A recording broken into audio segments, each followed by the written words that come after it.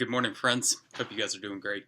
Wanted to just thank you for your diligence over the last couple of weeks. I know that in the frame of a semester, these weeks hit us all in a really challenging time when there's so much pressure with family and friends and things to do, and our schedules pick up. And so I'm really grateful for your faithful labor to get work done, to get it done on time, and do it with excellence. I really applaud you for that. It's good to read this week your summaries of Dr. Platt's sermon. I think that is a tremendously helpful reminder for us to keep before us consistently that this morning, I'm recording this video on Sunday morning, and as I sit here and think that there are people around the world today who will die and enter a Christless eternity, having never had an opportunity to see, hear, and respond to the gospel of Jesus. This is a gripping reality that we'll gather today and preach and pray and sing and do all the things that Christians do, having heard the gospel message countless times. And yet, this morning there will be those that go about their lives having never heard. And we who are in Christ are entrusted, in Paul's language, we're entrusted with this message of reconciliation, that we would go, we would be ambassadors for Christ.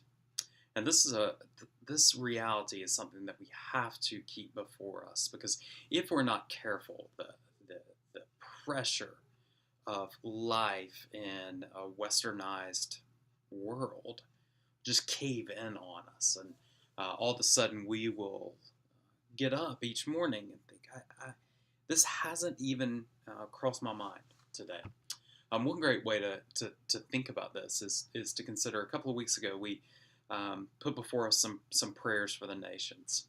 I ask you to recount in your prayer journal, and even subscribe to some sites that would keep prayers for people groups around the world before you. One good way to discern whether these realities are kind of seeping in your bones, as it were, is to think back since that assignment. How faithful have you been to pray for those people groups? How faithful have you been to journal and to mention those before the Father, who right now you already have a relationship with, and you know they're not in saving faith in Christ. And I don't say that to heap conviction on any of us, myself included, but rather to point to the reality that these realities, as it were, can become we can become really passive to them and not call attention to them. We can pray more for perhaps the things that are like immediately before us, health needs and family concerns and finances, and certainly those things matter. But in the big scheme of things, the fact that there are people who will die today without faith in Christ, like is number one, and really everything else is a number 10.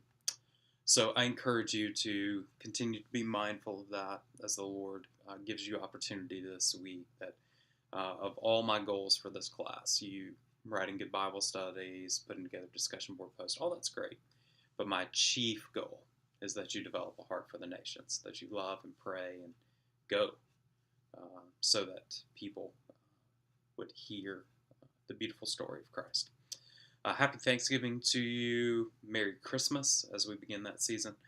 Look forward to seeing your work this week. Be blessed.